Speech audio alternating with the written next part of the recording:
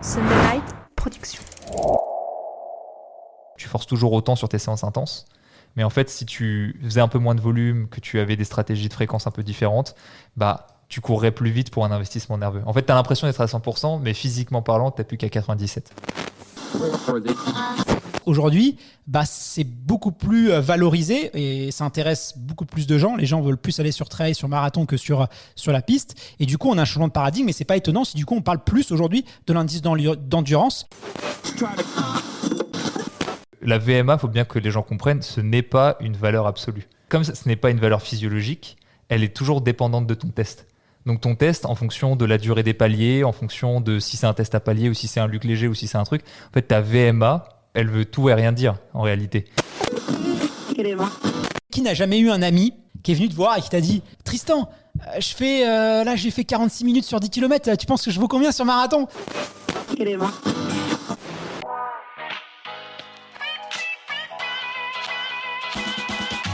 Bienvenue sur le podcast Dans la tête d'un coureur, l'émission de toutes celles et ceux qui aiment courir. Trail, route, piste ou encore triathlon, chaque lundi, venez améliorer vos connaissances sur l'entraînement, l'alimentation et la préparation mentale du coureur tout en vous amusant. Bonne écoute. Soyez les bienvenus sur le podcast Dans la tête d'un coureur et aujourd'hui, nous vous proposons dans ce format DLTDC original, un épisode axé sur l'importance de l'indice d'endurance pour courir non seulement plus longtemps, mais aussi peut-être plus vite.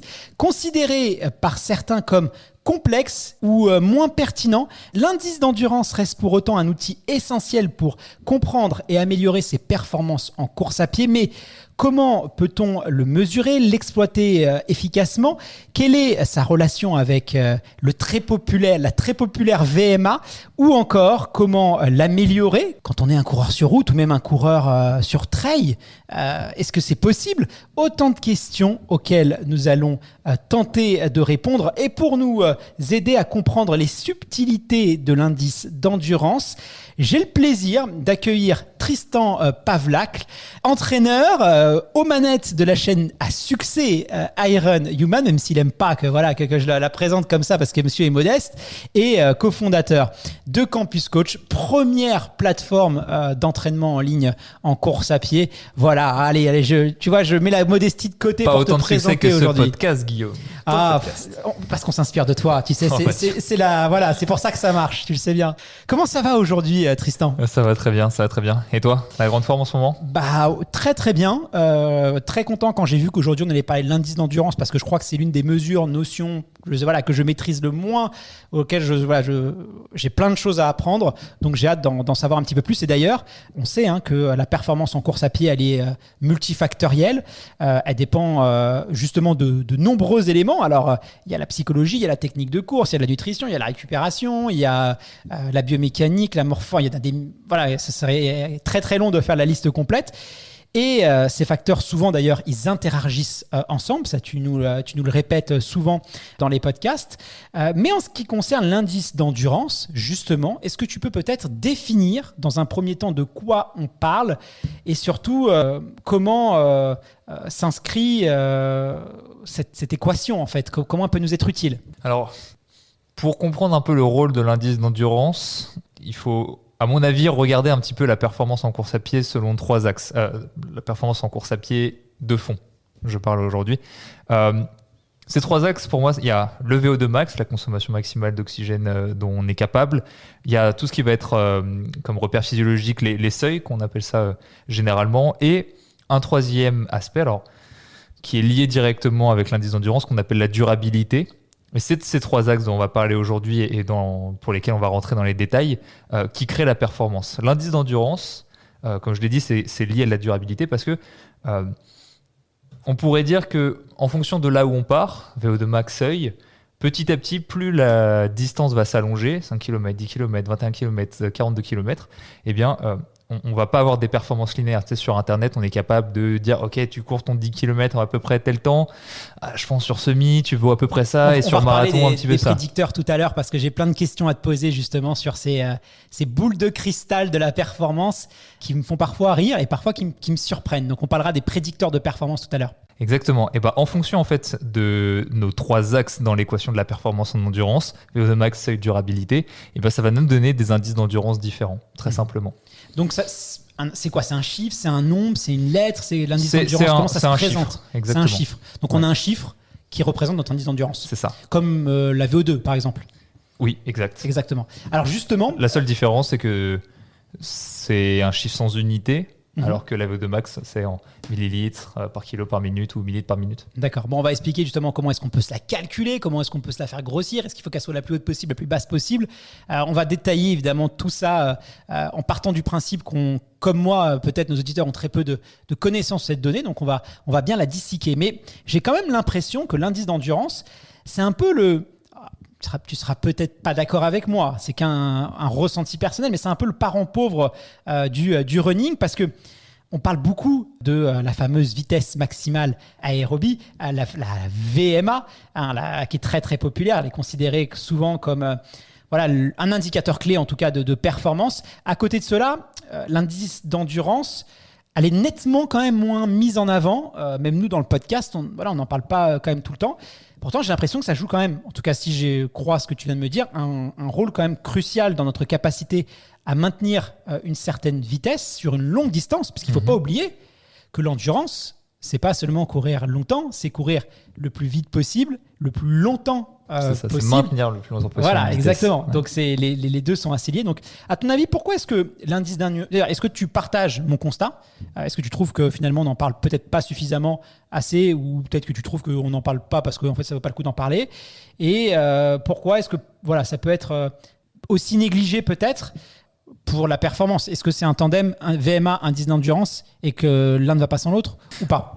Personnellement, j'utilise pas l'indice d'endurance tel quel. Je me sers jamais de la valeur en tant que telle. Par contre, vis-à-vis de ce que je t'ai dit des 3 axes, là pour le coup, puisque ça crée un profil de l'athlète, ça je m'en sers beaucoup. Est-ce qu'on en parle assez? C'est ça la question. Pour moi, je pense qu'on en parle de plus en plus. Et si on parle au niveau français, c'est vrai que les 3 axes dont j'ai parlé, en termes de découverte, on les a découverts les unes après les autres, ou plutôt on les a théorisés les unes après les autres. Je prends un exemple, la durabilité, c'est relativement récent. D'ailleurs, le terme durabilité, on en parle depuis l'étude de Saylor en 2021. Avant, on n'en parlait pas beaucoup. Pourtant, les sorties longues, on en fait un peu depuis la nuit des temps, quoi. Donc c'est bien que cette notion d'endurance, on savait qu'il fallait la développer, juste elle n'était pas théorisée. Donc quand je te parle de progressif, c'est que on a beaucoup parlé de VO2 max pendant un moment, VO2 max qu'on a lié à VMA, à tort ou à raison, on le verra juste après. Mais donc du coup, on a beaucoup parlé de la VMA.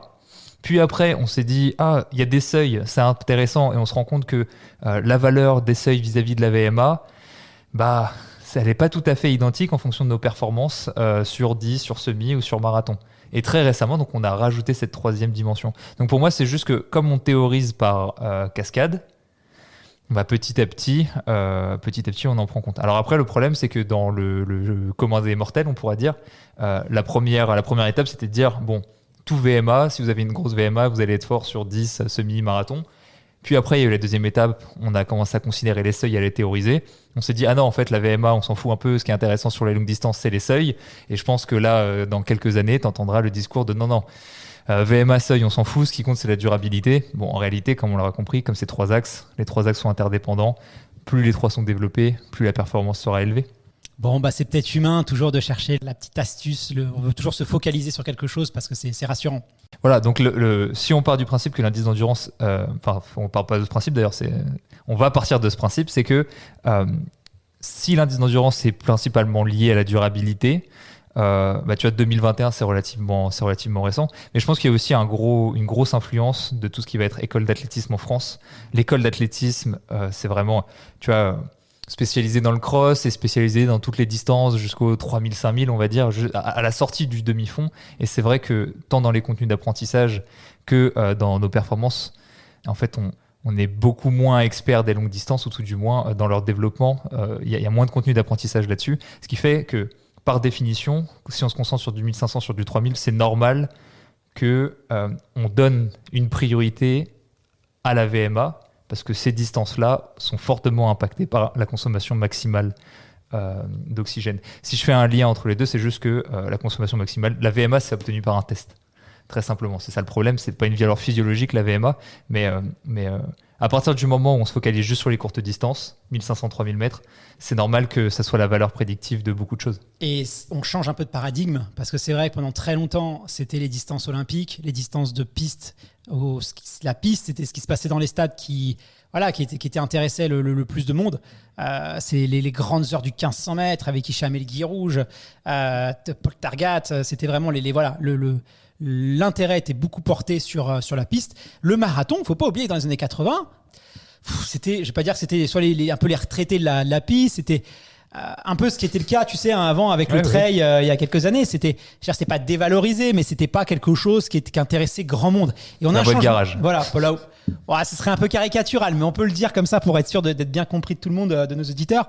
Mais c'est vrai que on mettait vraiment le prestige sur la piste, sur le fond, et on a un changement de paradigme. On voit que l'endurance, l'ultra-endurance, la capacité vraiment un peu, ces exploits un peu surhumains de l'endurance, aujourd'hui, c'est beaucoup plus valorisé et ça intéresse beaucoup plus de gens. Les gens veulent plus aller sur trail, sur marathon que sur la piste. Et du coup, on a un changement de paradigme, mais c'est pas étonnant si du coup, on parle plus aujourd'hui de l'indice d'endurance et qu'on met de côté là. Mais il faut pas tomber dans le problème inverse. C'est-à-dire, on va passer d'un extrême à un autre. Tout va être indice d'endurance. Ouais, mais j'ai pas intégré dans ma liste le fait que dans les pratiques, c'est vrai qu'on s'intéresse beaucoup plus, mais c'est vrai que plus on s'intéresse à quelque chose, plus on s'intéresse à quelque chose, plus les sciences vont suivre, plus on va s'y intéresser, plus on va développer de théories. Mais c'est vrai que je l'avais pas intégré. Là, pour l'instant, on a parlé donc de l'état des sciences qui a fonctionné par étapes. On a parlé de l'école d'athlétisme qui est beaucoup orientée vers du court, donc qui a laissé beaucoup de place au VO2 max, à la VMA et très peu, alors un peu plus au seuil récemment, mais du coup beaucoup moins à la durabilité et donc à l'indice d'endurance.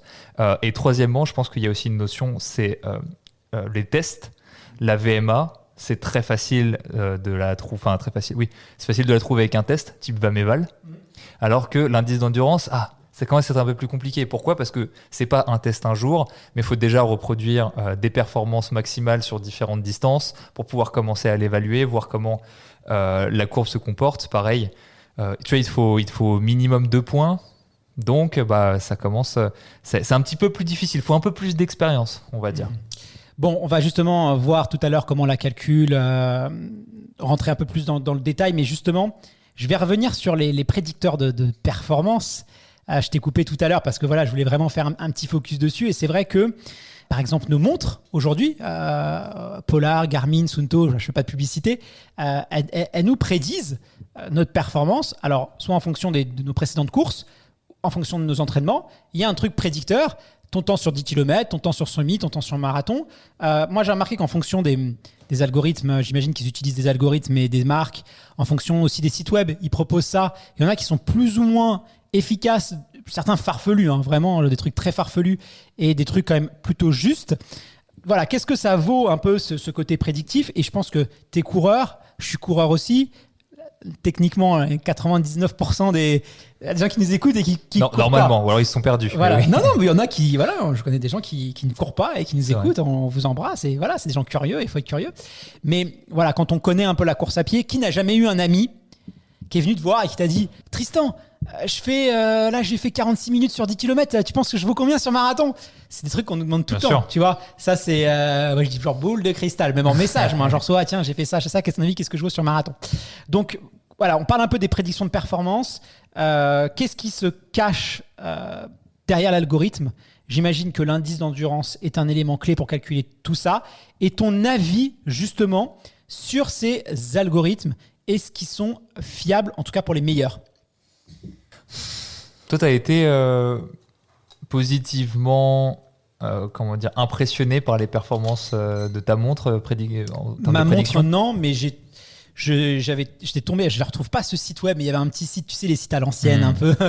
Les sites .free. Les sites .free, tu vois, l'ancienne, d'un petit ancien là, qui avait mis ça, justement, son petit logiciel Excel, qu'il avait mis sur Internet. Et franchement, j'ai mis tous mes temps. Moi, j'ai des refs sur 1500 mètres, 3000 mètres, 10 km semi, et je retombais à 30 secondes près sur des distances 10-15 à ça. Et c'était très, très précis. Les autres trucs, c'était souvent, il y avait des marges de sécurité et je savais que ça marchait mieux généralement, si je les écoutais, j'aurais jamais fait mes records, quoi. A contrario, j'ai des amis, c'est l'inverse. Ils ont proposé des performances trop élevées par rapport à eux. J'ai l'impression que chez certaines personnes, ça marche. Chez d'autres, c'est sous-évalué et d'autres surévalué. Ouais, si on regarde les performances 5, 10, 21, en fait, ça dépend après du volume d'entraînement, mais plus le volume va être élevé, plus ça va être facile de commencer à calculer. Personnellement, les montres, moi, j'ai jamais été particulièrement impressionné par ça, simplement parce que la limite principale qu'il faut, c'est qu'il faut que tu fasses des efforts maximaux. Le problème, c'est qu'à l'entraînement, je sais pas comment toi tu t'entraînes, mais nous, on recommande très rarement de faire des efforts maximaux, de faire un 1500 mètres chrono, un 3000 mètres chrono, comme tu es toujours en intervalle, comme si tu fais des efforts continus, c'est jamais des efforts maximaux. En fait, tu es toujours dans l'entraînement et donc la montre, elle va devoir extrapoler à partir de tes entraînements ce que ça donnerait sur une course maximale. Et pour moi, elle le fait relativement mal. Et surtout... Donc toi, tu penses que c'est du bullshit? C'est pas que c'est du bullshit, je pense qu'aujourd'hui, ça prend pas assez... Tu vois, par exemple, l'indice d'endurance, tu penses que les montres l'intègrent. Moi, je pense qu'il y a très peu de montres qui peuvent l'intégrer. Parce que...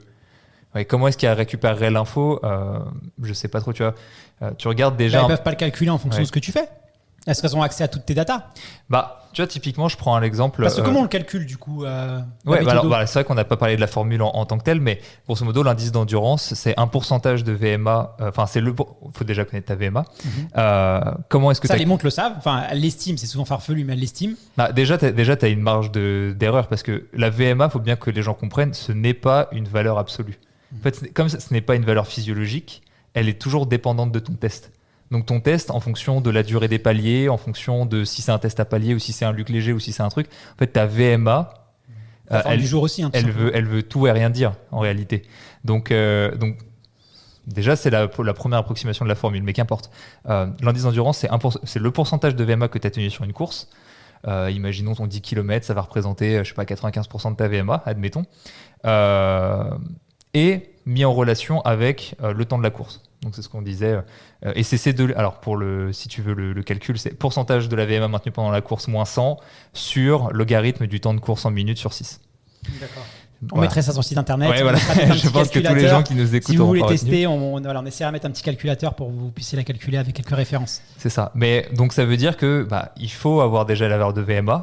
Pour avoir la valeur de VMA, soit tu la rentres à la limite manuellement dans ta montre, qui fait ça? Ou alors il faudrait que tu aies couru un 1500 ou un 3000 à fond. Très peu de gens l'ont fait. Ouais. Et il faut que... le site internet que je te parle, Point Free, là, il recommandait une référence sur 1500 mètres. Ouais, typiquement. Donc pour moi c'est un peu problématique. Et si tu regardes des études, comme il y en a une très récemment sur la durabilité qui a pris en compte, je crois, plus de 80 000 coureurs sur marathon à partir de données Strava, dans leurs limites, c'est exactement ce qu'ils ont dit. Ils arrivent à une approximation de 5,5%. À peu près, ce qui est l'une des meilleures approximations à partir d'un chrono inférieur, justement parce qu'ils prennent en compte cette facteur de durabilité, donc ce qu'on pourrait dire l'indice d'endurance. Et la limite principale, c'est en disant mais le problème, c'est que quand on référence les meilleurs chronos des personnes, on ne sait pas s'ils ont vraiment couru à fond dans leur préparation, on n'a pas vraiment moyen de le savoir. Donc en fait, c'est là où la montre, elle essaie de gérer des informations, mais comme elle ne nous demande rien, en fait, c'est très difficile. Parce que tu vois, en tant que coach, c'est facile. C'est très facile de dire cours je sais pas 5000 mètres pas à fond, et tu vas regarder la fréquence cardiaque et tu vas savoir s'il a de la marge ou s'il a pas de marge. C'est plus facile parce que tu peux communiquer avec l'athlète, grosso modo. Et encore, même sur la fréquence cardiaque, tu peux... Mais je pense que ça se voit sur les montres quand tu es en préparation. C'est sur des phases vraiment très non spécifiques où tu vas travailler la VMA, des choses comme ça. Souvent les données vont devenir très approximative, et à partir du moment où tu vas commencer à rallonger les intervalles, où tu vas faire des entraînements où tu vas te rapprocher d'un RPE maximal, d'une perception de l'effort maximal, à ce moment-là, elle va commencer à se repréciser vis-à-vis de ce que tu peux faire. D'accord. Ça, c'est une première chose. Et encore une fois, je le répète, plus le volume d'entraînement va être élevé, plus ça sera précis, parce que le volume d'entraînement, ça joue sur la durabilité et ça améliore notre indice d'endurance, on pourrait dire, de la même manière que la sortie longue ou d'autres choses. Ok. Bon, alors, on va faire en sorte que cet épisode ne soit pas trop technique. On va faire en sorte que, peu importe son niveau de compétence, de connaissance, on puisse bien cerner les enjeux autour de tout ça.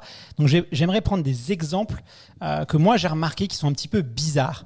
Par exemple, tu dois le voir aussi, il y a et je suis sûr que nos auditeurs en connaissent aussi, il y a des mecs très forts ou des filles très forts sur 10 km qui peuvent nous battre, mais qu'on va battre sur marathon. Oui. Tu vois, c'est assez surprenant. Donc là, tu vois, en termes de prédiction d'efforts, on va le voir. Techniquement, si tu mets une référence sur 10 km, il va te prédire tes efforts et ton temps sur marathon. Des fois, des gens ils te donnent un temps sur 10 en disant donne-moi mon temps sur marathon. Et puis, ils vont voir, mais mon ami, il est plus nul que moi sur marathon, il fait un meilleur temps. Et il va te dire, hey, qu'est-ce que t'as fait, tu vois. Il y a quand même des bizarreries et des fois, on n'arrive pas à comprendre le pourquoi du comment. Et justement, là, on va voir que cette subtilité, elle peut s'expliquer notamment avec l'indice d'endurance parce que c'est ce qui va être assez déterminant. Par exemple, on va prendre, pour que ce soit le plus simple à comprendre, on va prendre des exemples concrets. Imagine 2 coureurs, Paul et Inès. Tous les deux, ils ont une VMA à 16 km/h. Ouais. D'accord ? Cependant, leurs performances sur 10 km et sur marathon, elles sont très différentes. Là, on est typiquement dans ce cas-là. Déjà, est-ce que tu me confirmes que c'est possible ? Oui, c'est possible. Voilà, déjà, ça c'est...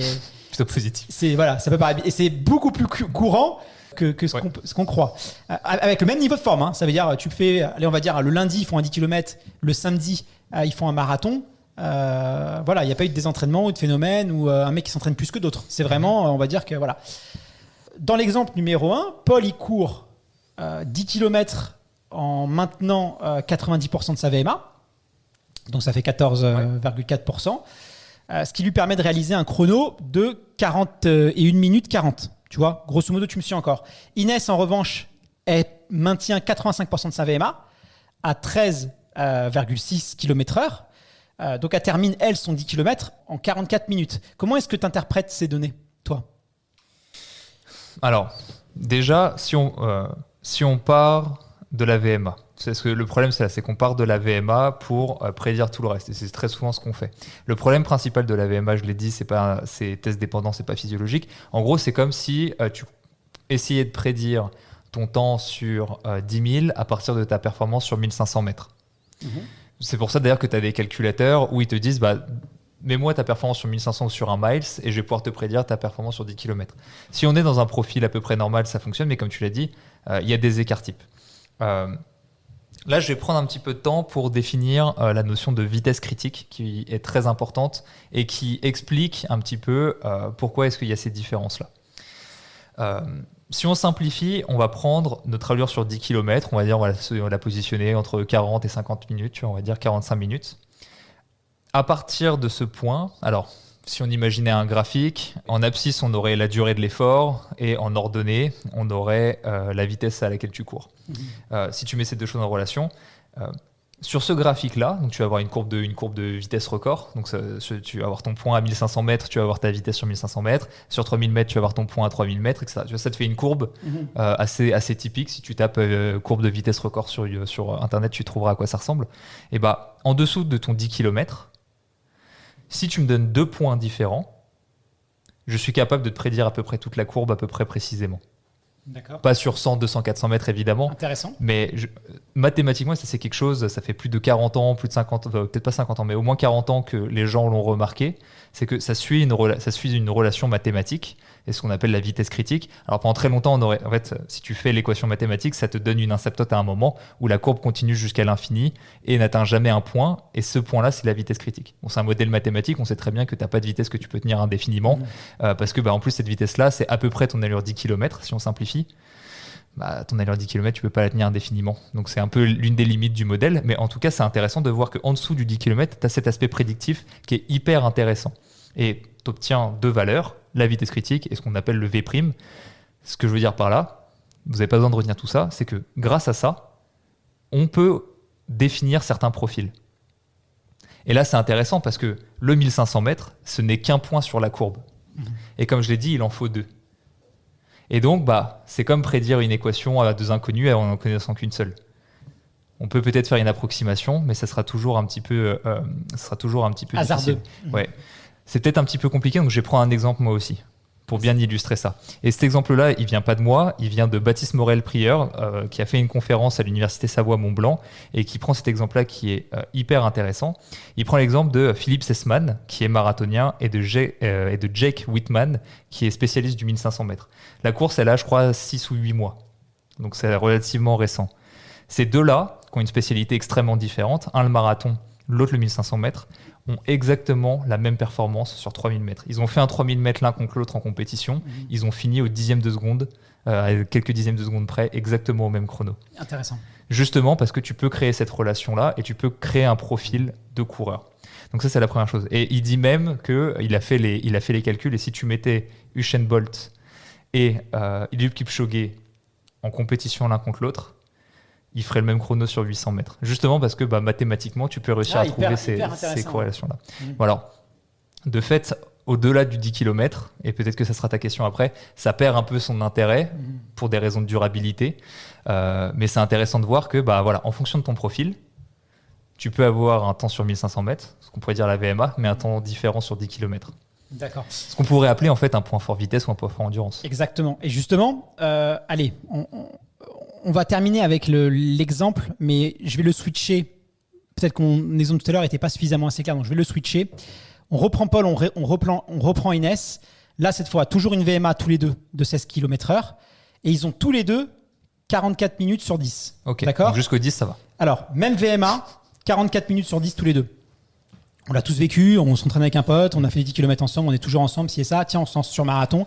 Et là, qu'est-ce qui se passe? Donc voilà, encore une fois, même VMA, même temps sur 10, même capacité mentale. Hein. Je dis bien, ils ont la même capacité mentale, ça lâche pas tous les deux. Examinons leur performance. Paul, il finit en 3h30. Inès, 3h40. D'accord? Qu'est-ce qui s'est passé? Comment ça se fait? Même VMA, même vitesse, même chrono sur 10 km. Ils s'entraînent ensemble, ils sont tout pareils ensemble. Même capacité mentale. Sur marathon, il y a 10 minutes d'écart. Ça, c'est un excellent exemple qui montre la limite de l'indice d'endurance et qui montre aussi l'une des limites de la vitesse critique dont j'ai parlé tout à l'heure. C'est que c'est très prédictif à peu près jusqu'au 10 km. Après le 10 km, tu as cette notion de durabilité, ce troisième axe qu'on recherche de plus en plus depuis 2021 et qui va commencer à rentrer en jeu. Pourquoi est-ce que je dis que ça montre cette limite-là? C'est que tu prends ta valeur sur 1500 mètres, ta valeur de VMA, comme tu veux, et tu fais ton calcul vis-à-vis de ton 10 km. Tu vas avoir une valeur d'indice d'endurance, tu vas avoir une valeur de vitesse critique, qu'importe. Tu refais le même calcul d'indice d'endurance, mais cette fois-ci, tu ne prends plus ton 10 km en référentiel par rapport à ton 1500 mètres, mais tu prends ton marathon comme c'est le cas. La valeur, elle va être différente. Tu vas avoir une perte au-delà de ton 10 km. Et là, c'est intéressant parce que si tu as ces deux profils, on peut dire, OK, même répartition de profil vitesse-endurance, cependant, ils n'ont pas les mêmes qualités de durabilité. Et c'est là où bien concevoir la performance en endurance sur 3 axes, c'est hyper important. C'était un peu compliqué au début de mettre tout en place, toutes les notions physiologiques, mais c'est là où on comprend un peu tout l'intérêt parce que l'exemple que tu donnes, il existe. Il existe et c'est ce qui permet de définir aussi. Il existe sur semi-marathon aussi. Hein. Tu as des athlètes qui ont des meilleures références, et c'est même le cas, qui ont des super références. Regarde, souviens-toi, Breaking Two, il y avait 3 coureurs sur semi. Il y en avait un qui était le plus rapide sur semi, devant, à l'époque en tout cas, Eliud Kipchoge. Et c'est lui qui a fait le plus mauvais chrono, tu vois, alors qu'il avait la meilleure perf à l'époque en tout cas sur semi. Il avait le record du monde du semi-marathon. Et pourtant, d'ailleurs, je n'ai plus son nom, il avait fait 2,14. Donc il était très très loin des performances. Donc c'était drôle de voir que celui qui avait la meilleure référence sur semi, dans les 3 athlètes qu'on a vus sur Breaking Two, première version, finalement, je crois que même Eliud était celui qui avait la moins bonne ref sur semi, quoi. Ouais. Ça m'étonne pas vraiment parce que en fait, c'est des courbes, donc à un moment, ça va se croiser. Et tu vois, ça aurait été intéressant de dire que peut-être au 30 ou 33e, ils auraient eu la même performance. Mais juste à un moment, ça s'inverse. Ouais. C'est drôle, ouais. Et d'ailleurs, j'ai remarqué aussi que les femmes, généralement, ont le différentiel entre le semi-marathon et le marathon. Et il y a pas moins de perdition que les hommes. Voilà, et souvent, le record sur semi-marathon pour un homme va être plus impressionnant que le marathon, alors que chez les femmes, alors je peux pas l'expliquer encore une fois, c'est une perception que j'ai remarqué qu'il y avait moins de perdition en tout cas sur un marathon, comme s'il y avait l'indice d'endurance qui était quand même un petit peu mieux géré chez les femmes par rapport à plus on allongeait la distance. Du coup, la durabilité qui serait meilleure. Ouais, mais je vais pas. On fera de toute façon certainement un sujet avec un scientifique par rapport à ça, mais moi c'est vraiment quelque chose que j'ai remarqué. D'ailleurs, les chronos sur semi, je trouve plus impressionnant rapporté aux chronos sur marathon chez les femmes. Mais c'est une perception personnelle. Typiquement, tu prends un livre qui est ultra connu en course à pied, qui est le livre de Jack Daniels, Daniels Formula. Lui, typiquement, tu regardes les chronos qu'il va donner entre 5-10 km et marathon. Les temps sur marathon paraissent genre ultra élevé par rapport à ce à quoi on est habitué en France, justement parce que lui, il va essayer de maximiser au maximum la durabilité, mais aux dépens des qualités de VO2 max et de seuil. Et en France, comme on fait l'inverse, en fait, du coup, on trouve cette incohérence et on trouve que les valeurs sur marathon sont impossibles à tenir. Tu vois, c'est l'un des, par exemple, si tu avais un calculateur qui était calibré sur ce que disait Jack Daniels, bah, en fonction de ton 10 km, tu auras peut-être fait un petit problème sur marathon. C'est un des exemples. Mais ce qu'on peut dire, c'est essayer d'expliquer pourquoi est-ce que des gens qui ont le même profil ont une perte de durabilité alors que l'autre ne l'a pas. Ouais, ça c'est intéressant. Et tu vois, je peux donner des petites hypothèses, mais potentiellement, il y en a peut-être celui qui a moins performé a fait peut-être un peu moins de sorties longues, ou soit en nombre, soit en durée, en répétition de durée. Peut-être qu'il a des facteurs intrinsèques qui ne le prédisposent pas à la longueur. Je prends un exemple, mais le poids est un des nombreux facteurs qui ne prédisposent pas à la longueur. Un autre truc, un manque de séance spécifique, quelqu'un qui va faire, je prends un exemple vraiment trop tiré par focus les sur cheveux. Une prépa 10K. Oui, par exemple, il va faire que de la VMA et que du sprint. Bah, ça ne le prédispose pas à faire un très bon marathon, contrairement à des intervalles plus longs et un peu moins intenses. Donc, tu vois, on a 3 pistes qui pourraient faire penser, ou alors un manque d'expérience. Tu vois, s'ils ont les mêmes profils, mais qu'il y en a un qui court depuis 10 ans et l'autre depuis 3 ans potentiellement, bah peut-être qu'il y en a un qui est un peu plus développé parce que l'expérience, le nombre de kilomètres accumulés à vie est un bon facteur de durabilité. Donc c'est que des hypothèses. Tu vois, on pourrait rajouter aussi la nutrition, on pourrait ajouter l'ennui. Peut-être qu'il y en a un des deux qui n'aime pas le long. On a dit que le mental, c'était. C'est vrai qu'on a dit le mental. Que le mental, c'était la même chose. Exactement. Mais normalement, tu vois, avec un focus sur l'entraînement, on devrait pouvoir s'en rapprocher. Mais des fois, il y a cette tendance, cette croyance aussi. Moi, j'en ai entendu et j'étais même un peu comme ça. Hein. Peut-être alimenté par des discussions que j'avais eues, c'était en gros, soit le plus performant possible sur 10 km pour être le plus performant possible sur marathon. Et en fait, c'était de se dire, voilà, il faut que déjà j'ai atteint un niveau, si je fais 32 sur marathon, là je pourrais viser 2,35. Si je fais 32 minutes sur 10 km, là je pourrais viser 2,35 sur marathon. Et donc je vais me focaliser sur ça.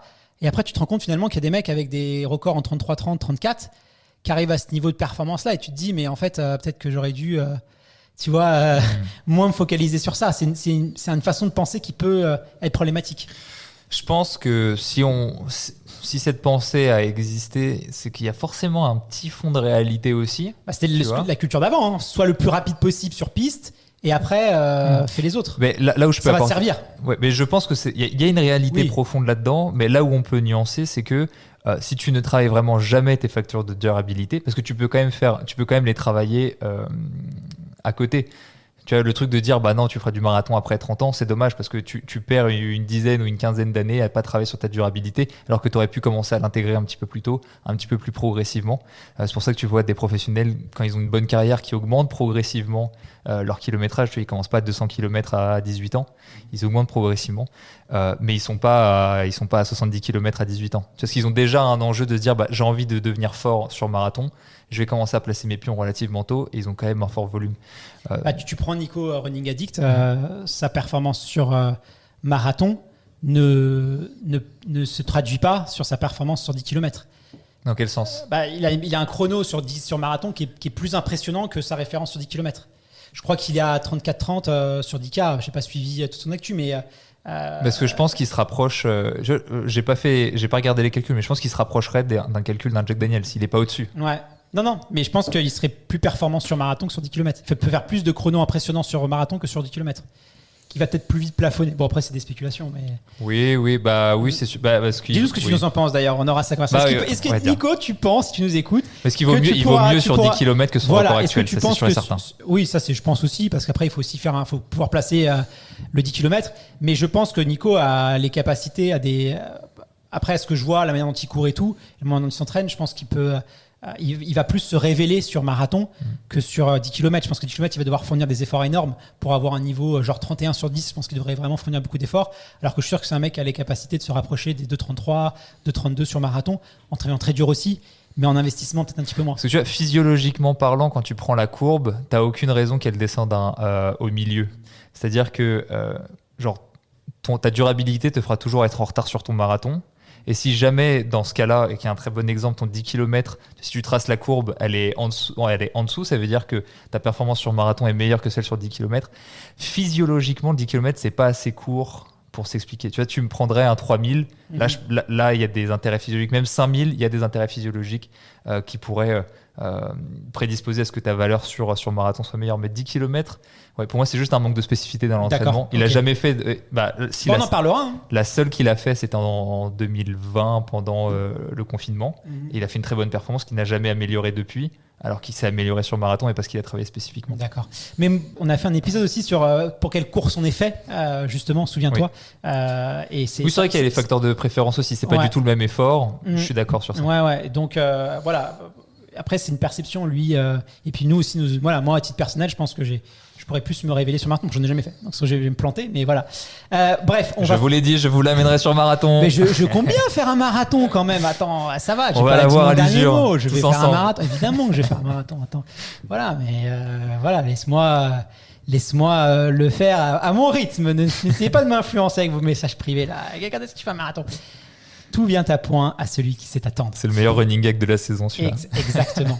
Alors, avec ces exemples, on comprend bien l'importance de travailler aussi bien le développement de la VMA, tu l'as dit, couplé justement à un travail sur l'indice d'endurance, parce que ça va nous permettre tout simplement de courir non seulement plus vite, mais aussi plus longtemps. Maintenant qu'on a dit ça, c'était une très longue introduction, voilà. J'imagine que nos auditeurs, et moi le premier, veulent savoir quelle technique, toi, tu nous recommandes en tant que coach pour améliorer notre indice d'endurance. Quels sont tes conseils? Oui, alors, je vais faire une liste des leviers qu'on peut actionner. Si on parle de performance, on l'aura compris, c'est trois axes différents. Donc, plus les trois sont développés, mieux c'est. Mais là, je pense que comme on parle d'indice d'endurance, on a envie de savoir en fait comment est-ce qu'on fait pour devenir meilleur sur des distances longues. Donc en réalité, on va plus mettre l'accent sur l'aspect durabilité. Parce que encore une fois, on peut calculer un indice d'endurance sur un 5 km et un 10 km. Et si on fait le même calcul sur un marathon, on n'obtiendra pas la même valeur d'indice d'endurance. Donc c'est bien que les trois axes ont leur enjeu. Et je pense qu'on est d'accord pour dire que c'est plus l'aspect durabilité qui va nous intéresser aujourd'hui. Alors pour moi, j'ai combien d'items? On va dire 5. Premier, je l'ai dit tout à l'heure, les années d'expérience. Ça joue. La durabilité, c'est vraiment quelque chose qui se construit sur le long terme. Et c'est pour ça qu'en général, on a tendance à dire qu'on est meilleur en endurance quand on est vieux. C'est pas vraiment qu'on est vieux, c'est plus qu'on a eu plus de temps pour accumuler des kilomètres et pour se développer dans le temps. C'est plus ça. C'est sûr que quand on a commencé il y a 3 ans et qu'on a 18 ans, on n'a pas eu encore assez de temps, mais tu vois, à 10 ans égal, ça serait intéressant de voir les facteurs de durabilité. Ensuite, il y a le volume d'entraînement. Très négligé, mais quand on entend des SP 5000 par exemple qui vont sur semi-marathon, ils vont pas particulièrement. Je parle des élites. Oui, c'est clair. Ils ont souvent des sorties longues moins longues que des amateurs. Mais c'est normal parce qu'en fait, comme ils s'entraînent 120, 130, 140, 150 km dans la semaine, leur volume leur permet de compenser leur manque de sorties longues, parce qu'ils sont tout le temps pré-fatigués un peu de la séance d'avant, et il y a ce cumul qui fait que ça permet de développer la durabilité. Même sur 10 km, tu as des coureurs de 800 mètres Bien sûr. Qui font 40. Moi, j'étais impressionné par des coureurs de 800 mètres, 40 bandes par semaine, 45 bandes par semaine. Sortie longue, c'est 8 km. Ils tapent sur 5K des 14 minutes ou sur 10K. Alors, capable de faire des 31 minutes avec 45 km par semaine. Et toi, tu analyses ça en fait en disant tiens, je regarde le plan d'entraînement qu'il a fait, 31 minutes, 45 km par semaine.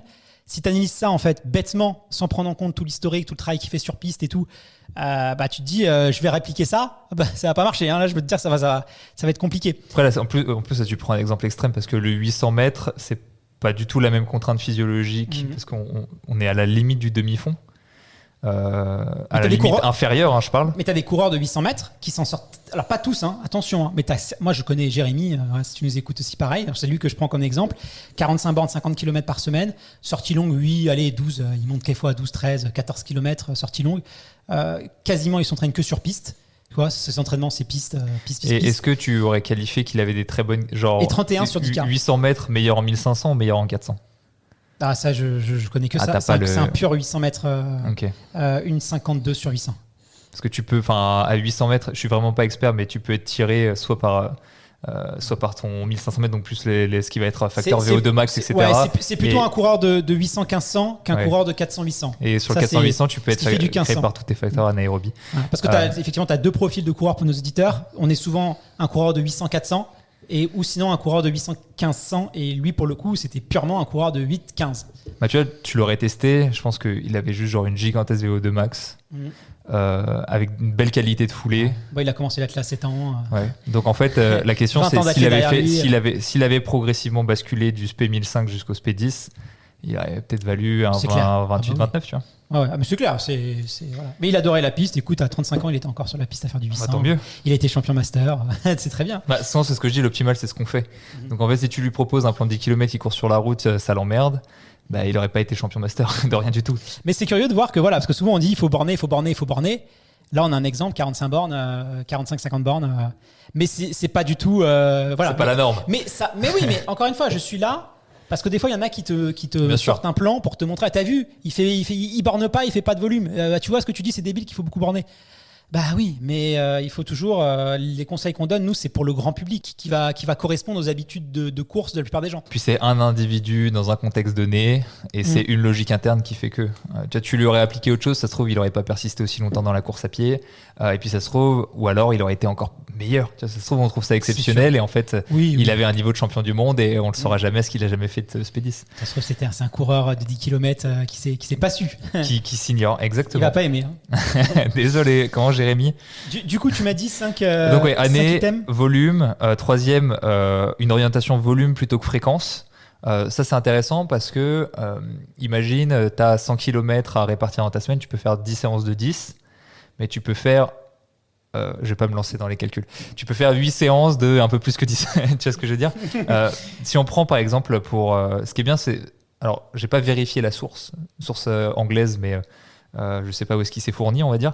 Si tu prends la préparation de Kipchoge pour Berlin, tu vois, il a 10 séances dans sa semaine. Alors, il a des séances qui font 40 bornes. Mais il me semble que ça pique à 200 km de tête. Tu as 200 km, tu pourrais très bien dire, il va pas faire 10 séances, il va en faire 15. Et en fait, il va juste répartir un peu plus son volume différemment dans sa semaine. Donc, le fait au lieu de faire par exemple un bi-quotidien, de faire juste un entraînement dans la semaine, mais de faire un entraînement plus long, ça va améliorer tes facteurs de durabilité. Donc ça, c'est le troisième, une orientation plutôt volume dans les séances plutôt qu'une fréquence. Là où, par exemple, un coureur de plus court, 5000, 10 000, est-ce qu'il a un intérêt à faire des 40 bornes? Peut-être pas. Peut-être que ça serait plus intéressant de faire deux entraînements de 20 ou 2 entraînements de 15, qu'importe, mais d'augmenter de la fréquence pour gagner de la fraîcheur, plutôt que de faire un long où il va accumuler de la fatigue et peut-être moins pourra forcer. Ça, c'est la troisième. La quatrième, la plus évidente, la sortie longue. Là pour le coup ça reste un super épisode sur la sortie longue. Exactement, donc si on en parle et qu'on l'a fait depuis si longtemps, et d'ailleurs l'un des postulats de l'épisode c'était de dire c'est marrant, elle n'a pas si changé que ça, mais c'est parce qu'en fait ça fonctionne déjà très bien à la sortie longue. Donc on a apporté des petites nuances, mais c'est quand même un des piliers qui nous permet d'être durable dans le temps. Et le cinquième, travail sous fatigue. Alors ça c'est marrant parce que je l'ai mis en item particulier, mais en réalité par exemple quand tu as un haut volume d'entraînement, tu fais toujours un petit travail sous fatigue indirectement. Même si tu essaies d'arriver frais sur tes entraînements, le fait que tu cumules 150 km dans ta semaine, je prends des exemples évidemment extrêmes, tu arrives toujours un petit peu fatigué que tu le veuilles ou non. Donc le travail sous fatigue est ultra important. C'est pour ça que tu peux faire sur tes sorties longues, tu as des blocs d'allure de course en fin de sortie longue par exemple, où tu es déjà pré-fatigué et de ta semaine et du début de ta sortie longue, et ensuite enchaîner. C'est un bon travail pour justement développer ta durabilité. Pour que ce soit un peu plus précis, pour toi, le travail à basse intensité n'a pas d'impact sur l'indice d'endurance parce que moi, c'est le premier truc qui me venait à l'esprit en fait. Pas tout seul. C'est-à-dire que courir 40 minutes en endurance fondamentale, ça va pas avoir beaucoup plus d'impact sur ta durabilité que de courir 40 minutes plus vite. La basse intensité, c'est bien parce que ça permet de créer du volume et surtout, ça permet de faire cohabiter du volume, d'éviter les blessures et de la récupération nerveuse. Là, on va dire que l'endurance fondamentale, telle que moi je la conçois, c'est plus un outil qui nous permet des choses. Donc, je l'ai dit, volume, blessure et récupération nerveuse, plus qu'un bienfait miracle. Tu vois, c'est pas parce que tu vas faire 40 minutes en endurance fondamentale, que ça va avoir un effet magique ou parce que c'est de la basse intensité, ça va m'aider sur les efforts de 4 heures. C'est pas vraiment comme ça que c'est construit l'endurance fondamentale. Donc ça a un rôle méthodologique, mais ça n'a pas de bénéfice miracle, quoi. D'accord. Parce que sinon, ouais. Vas-y. Si tu non, veux. non. C'est bon. D'accord. Il y a quand même une question qui me taraude dans tout ça. Est-ce que un athlète qui veut travailler son indice d'endurance, est-ce qu'il a tout intérêt à le travailler différemment en fonction qu'il prépare un 10K, un semi, un trail, voire même un ultra? Est-ce qu'on doit adapter son entraînement pour être le plus efficace possible sur cette donnée spécifique de l'indice d'endurance?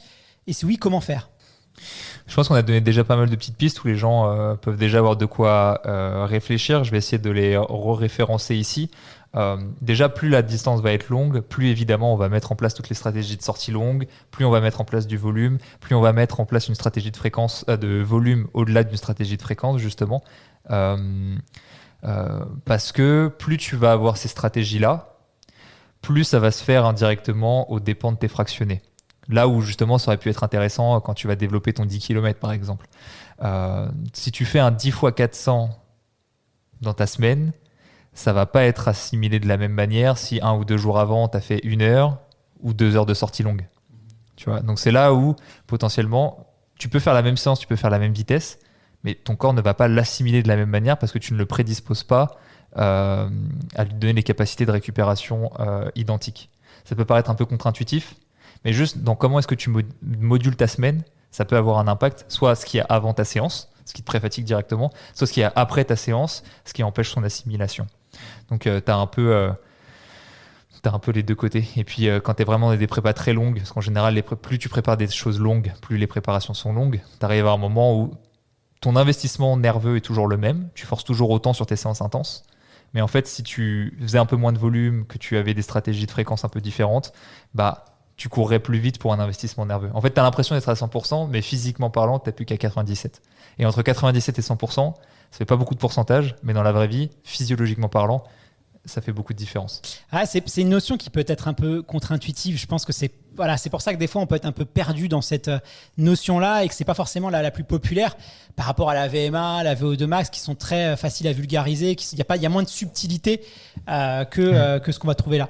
Alors, si je synthétise un petit peu, c'est donc une combinaison de différents types d'entraînement qui sont la clé. On ne va pas travailler une seule chose en spécificité, mais on va combiner plusieurs éléments pour améliorer son travail d'endurance. J'imagine aussi qu'il y a des éléments extérieurs. On n'a pas parlé de la récupération, mais ça doit quand même jouer. Un athlète qui est très à cheval, tu parlais un petit peu sur la nutrition tout à l'heure pour expliquer les différences de performance, mais la récupération a forcément, j'imagine, un rôle sur ce niveau d'endurance. Et après, on va parler de l'économie de course peut-être. Est-ce qu'il y a d'autres facteurs qui peuvent jouer sur notre indice d'endurance ? Tu vois, si tu prends l'exemple de la nutrition et des capacités de récupération, pour moi, il n'y a pas de différence pour être bon sur le long qu'être bon sur le court. Parce que mieux tu récupères, mieux tu assimiles tes entraînements. Que tes entraînements soient assimilés soient orientés vers de l'intensité ou soient orientés vers du volume et de la longueur, ton besoin, c'est de l'assimiler pour entraîner les adaptations nécessaires. Donc les stratégies vont être les mêmes. Pardon, tu vois, sur marathon, souvent on tend à penser qu'on a un peu moins le droit à l'erreur que quelqu'un qui fait du 10 km. Tu vois, moi, je connais plein de coureurs de 10K. La nutrition, franchement, ils se prennent pas du tout la tête sur ça. Alors que sur marathon, je vois ce que tu veux dire. Oui, d'accord. C'est ok. Je vois ce que tu veux dire. C'est juste que plus les courses sont longues, plus tu vas avoir d'autres facteurs qui vont rentrer en jeu, dont la nutrition. Ça, je suis 100% d'accord. Et puis, je peux même tirer le fil en disant que quand tu vas avoir tes sorties longues de 1h30, 2 heures, tu vas être confronté à un problème auquel tu vas être moins confronté quand tu fais que du plus court. Il va falloir que tu t'alimentes sur ta séance, ce qui va énormément augmenter tes capacités de récupération. Parce que quand tu fais que des fractionnés qui durent à peu près 1 heure, même si l'idéal, ce serait quand même d'avoir une boisson un peu sucrée pendant pour améliorer ta récupération, tu vois, la fréquence de tes entraînements fait que tu peux toujours manger un peu entre temps et te recharger comme ça, alors que quand tu as une sortie longue de 2 heures, il va falloir que tu fasses l'effort de te nourrir pendant, même si tu n'as pas forcément faim. Donc oui, sur ça je te rejoins. Et au-delà de ça, tu as cet entraînement sur la nutrition qui, plus tu vas allonger les distances, plus va jouer un rôle important. Le marathon, certes, le marathon, c'est la porte d'entrée vers du encore plus long, où ça va être encore plus important. Et tu pourrais même continuer en disant qu'est-ce qui va jouer sur ton facteur de durabilité. Si tu fais de l'ultra trail, si tu fais un 300 bornes, c'est ta capacité à dormir, à pouvoir justement te contenter de courtes pauses de sommeil de 10-20 minutes. On peut tirer loin le fil. Ouais, ça dépasse le c'est spectre. Plus que physiologique. Là, la durabilité, au bout d'un moment, tu as d'autres choses qui rentrent en jeu. C'est ce qui rend ces courses fascinantes aussi. Évidemment, parce que c'est multifactoriel à outrance. C'est ça. Ça demande des aptitudes hyper riches et variées. C'est pour ça que d'ailleurs, même si il y a sûrement moins de densité sur ces courses que sur des courses d'athlétisme, tu n'as pas besoin d'être prédisposé physiologiquement, parce que tu peux compenser par énormément d'autres variables. Les cartes sont rabattues. Avant de passer à la rubrique vrai du faux, voilà, rubrique toujours aussi populaire chez nos auditeurs. Bon, ça a été un épisode un peu plus technique, j'en conviens, un peu plus abstrait.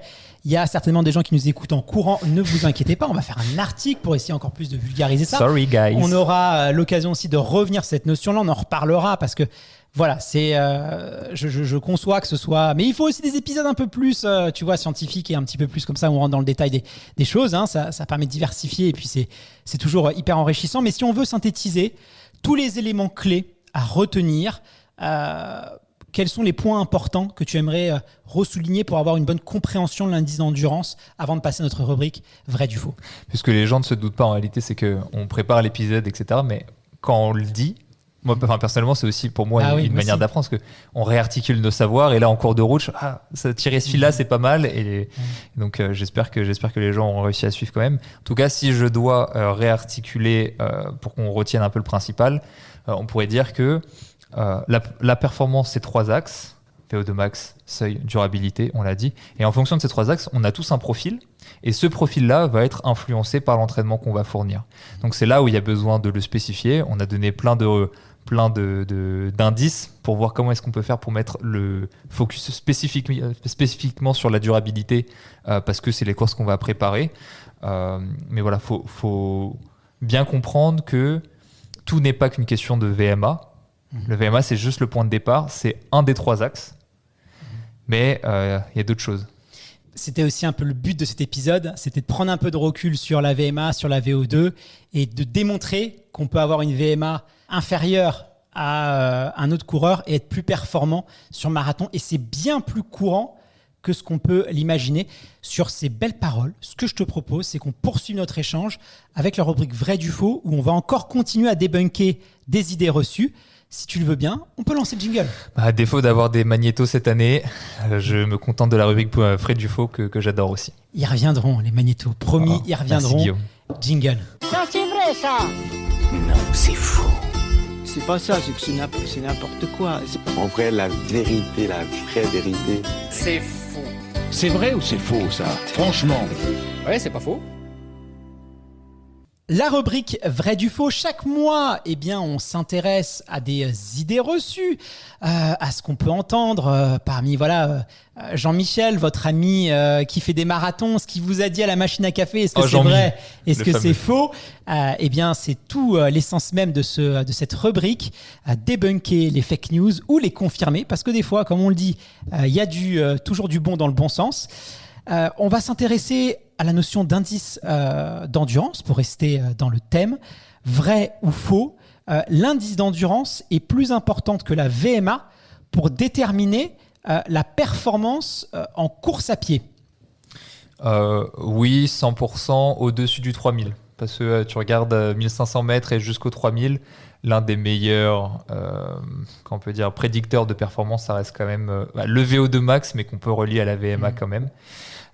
Donc au-dessus de 3000, oui. Après, personnellement, comme je l'ai dit, je n'utilise pas la valeur d'indice d'endurance telle quelle, puisque je le définis en 3 axes, et c'est ce que j'ai dit tout à l'heure, qui est vraiment une notion très importante. L'indice d'endurance, c'est tirer un trait entre 2 points et voir la courbe un peu l'angle qu'elle a. Donc si tu tires un point entre ton 1500 mètres et ton 10 km et ton 1500 mètres et ton marathon, ta pente, elle va pas avoir le même angle. C'est l'une pour moi des limites de l'indice d'endurance. C'est le facteur de durabilité dont on a parlé aujourd'hui. Mais en tout cas, pour répondre à la question, vrai au-dessus de 3000. Bon, voilà, foutez-nous un peu la paix avec la VMA, du coup. Vrai ou faux, Très intéressant celle-là. Vrai ou faux, on peut améliorer son indice d'endurance sans aucun entraînement spécifique, simplement en courant plus. Oui, on l'a dit tout à l'heure. L'un des critères, c'est le volume d'entraînement. Et c'est pour ça qu'on a des élites qui ont un fort volume, une forte fréquence, et ça fonctionne très bien malgré le fait qu'ils ne fassent pas de sortie longue et qu'ils n'activent pas d'autres leviers qui pourraient augmenter ça. Maintenant, vous savez pourquoi les kilométrages hebdomadaires explosent chez les coureurs élites et qu'on voit des 200-250 mètres, des kilomètres, pourquoi ils se font autant de footing. On voit que courir plus, ça permet notamment d'améliorer ce fameux indice d'endurance. Et pour tous ceux qui ont, par exemple, je sais pas, un plan campus, imagine, ils ont un semi-marathon, ils vont sûrement avoir des sorties longues qui vont tendre vers, j'imagine, vers les 1h45. En grande moyenne, elle est entre 1h30 et 1h50 pour grossir les traits. S'ils ont écouté l'année dernière l'interview de Jimmy Gracie, ils vont dire mais pourquoi est-ce que moi qui suis amateur je fais 1h50 alors que lui fait que 1h20? Oui, mais lui il court entre 150 et 180 km en pic sur sa préparation, et donc ça rejoint la question.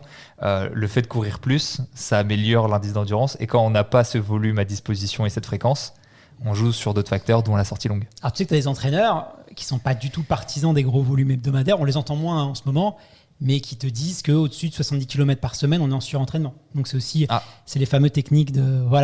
Je pense qu'il faut envoyer un petit mémo à l'INSEP. Ils sont passés à côté de quelque chose là. Là, je crois qu'il faut prévenir les gens, parce que là, pour le marathon de Paris, il est peut-être temps de faire quelque chose et se rattraper, parce que c'est mal parti. Non, mais il y a quand même une école de pensée. D'ailleurs, on fera peut-être un épisode dans les saisons à venir. C'est pas, mais un petit débat, tu vois, un petit truc clash, tu vois, les pour, le long, le pour pas long. Mais c'est vrai que, et encore une fois, nous, c'est notre prisme de lecture à nous.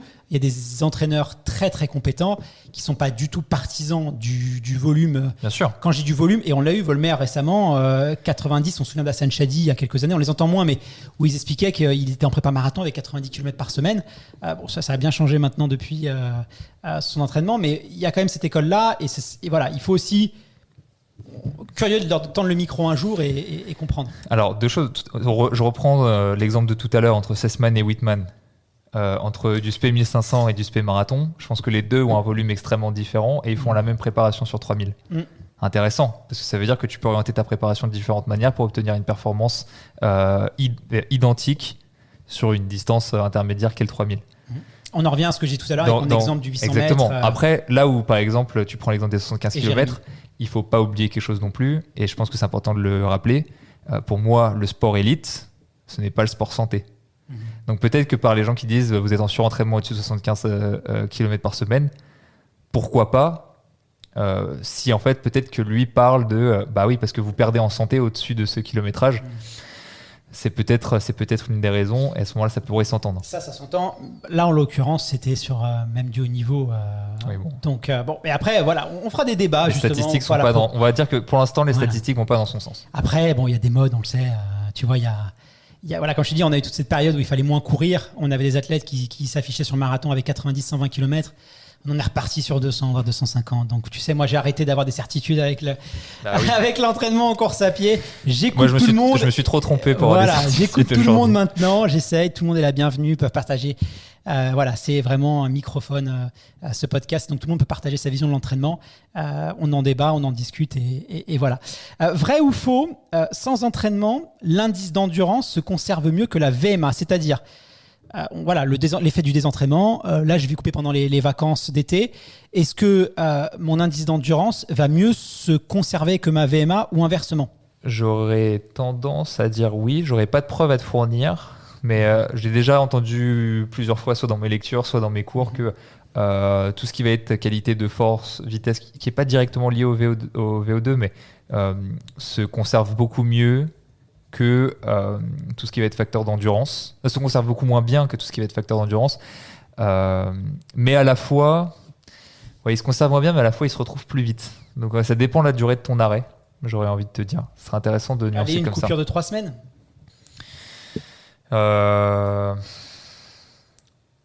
L'endurance se conserve mieux. Je te pose une petite colle, là. Ouais. La VMA, moi j'ai l'impression que c'est ce qui se perd le plus vite. Quand même. C'est ce que je dis, parce que ça se perd le plus vite, mais ça se retrouve aussi le plus vite. Donc c'est là où c'est intéressant. Allez, on va quand même dire que ça se retrouve un peu moins vite que l'endurance. Mais vraiment, là, il y a une petite nuance. Difficile, cette question. Difficile.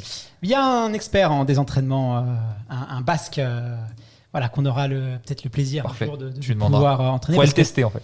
Ouais, parce que le désentraînement, en plus, on a fait déjà beaucoup de digressions dans cet épisode, mais c'est vrai qu'il y a beaucoup de coureurs qui veulent pas faire de coupure parce qu'ils ont peur de se désentraîner, qu'ils ont peur de perdre en performance. Et du coup, c'est intéressant de savoir un peu la coupure, l'analyser, qu'est-ce que ça impacte. Parce que souvent, même, il y a des athlètes, moi je l'ai constaté, alors encore une fois, c'est personnel, mais après des blessures qui reviennent plus fort. Donc, il y a quand même des intérêts, à mon avis. Voilà. Il y a d'autres enjeux. Voilà, donc on fera un sujet autour de tout ça et on tranchera un peu mieux. Vrai ou faux, il y a une corrélation entre l'indice d'endurance et la susceptibilité aux blessures? Pas que je sache. Après, peut-être qu'on pourrait tirer le fil en disant des gens qui sont très forts, par exemple, qui ont une prédisposition pour l'endurance et qui font que ça. Genre s'ils se mettent à faire des entraînements de vitesse du jour au lendemain à très haute vitesse, peut-être il faut y aller plus progressivement parce que ça leur sort énormément de leur zone de confort et de ce dont ils ont l'habitude. Donc peut-être qu'on peut tirer un lien entre forte durabilité et meilleur indice d'endurance et susceptibilité aux blessures, contrairement à quelqu'un qui fait du 800 mètres et qui est toujours rapide sur la piste. Peut-être qu'on peut faire un lien de cette manière-là, mais un lien direct autrement, je ne pense pas. L'indice d'endurance et la VMA sont également applicables à d'autres sports d'endurance comme le cyclisme ou la natation. Évidemment, 100%.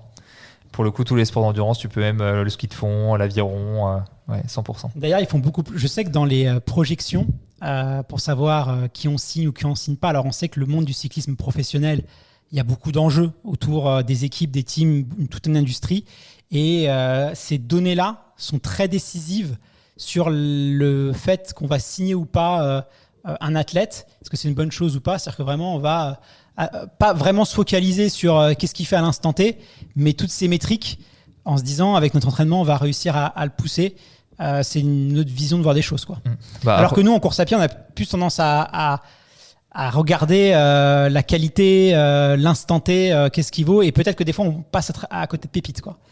Ouais, alors après je sais que par exemple sur le cyclisme ils ont aussi beaucoup mis en avant pendant un temps, peut-être ils reviennent dessus, mais exclusivement la VO2 max. On cherche des gens avec des VO2 max extraordinaires. Et c'était le concours, hein. Et en fait on se rend compte aussi, c'est ça. Ouais, on se rend compte qu'en fait c'est pas tout à fait ça. Et eux ils ont pas la vitesse critique dont on en a parlé tout à l'heure, mais ils ont la notion de puissance critique.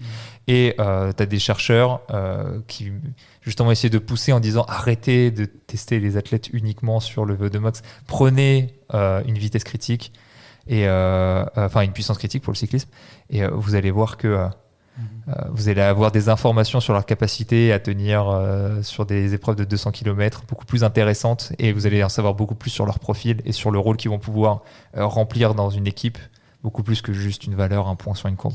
Si le sport de haut niveau se résumait à des données, elles seraient bien ennuyeuses, les courses, et il y aurait quand même beaucoup moins de spectacles. Je suis d'accord. Merci infiniment, Tristan, pour cet épisode hyper intéressant. Si bien sûr on veut développer son indice d'endurance, ses qualités de coureur, on peut retrouver tes plans d'entraînement sur Campus Coach, première plateforme d'entraînement course à pied en France, on peut le dire. Bah oui, et est-ce que tu aurais pas un petit code pour les auditeurs, Guillaume? Et j'ai négocié, avec la direction générale de Campus Coach. Il est allé au dernier étage. Voilà, il faut s'imaginer. J'étais allé au dernier étage d'un building de 75 km avec des fauteuils feutrés, 60 personnes autour d'une table. J'ai dit, je veux un mois gratuit. Je veux un mois gratuit pour les auditeurs dans la tête d'un coureur, parce que j'ai envie qu'ils essayent sans que ça leur coûte de l'argent. Voilà. Et après une négociation acharnée, vraiment, où ils m'ont déshabillé, ils m'ont malmené, ils m'ont maltraité.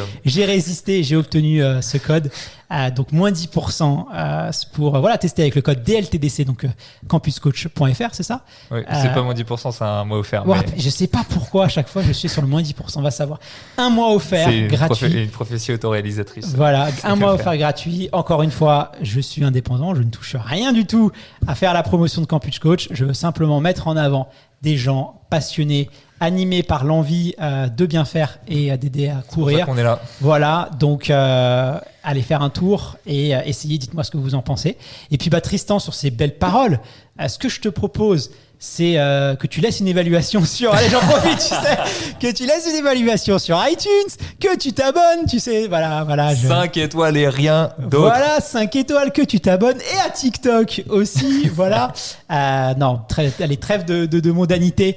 Merci infiniment, c'est un épisode hyper intéressant. Merci à tous ceux qui nous ont suivis jusqu'au bout. Contenu, rendez-vous. Pas facile celui-là, bien joué à vous. Ouais, bien joué à vous, bravo. Vous allez aller loin dans la course à pied parce que vous êtes curieux. Rendez-vous dès vendredi prochain pour un nouvel épisode du podcast. Et Tristan, dès le mois prochain pour un nouvel épisode de DLTDC Originals. J'ai hâte. À très vite.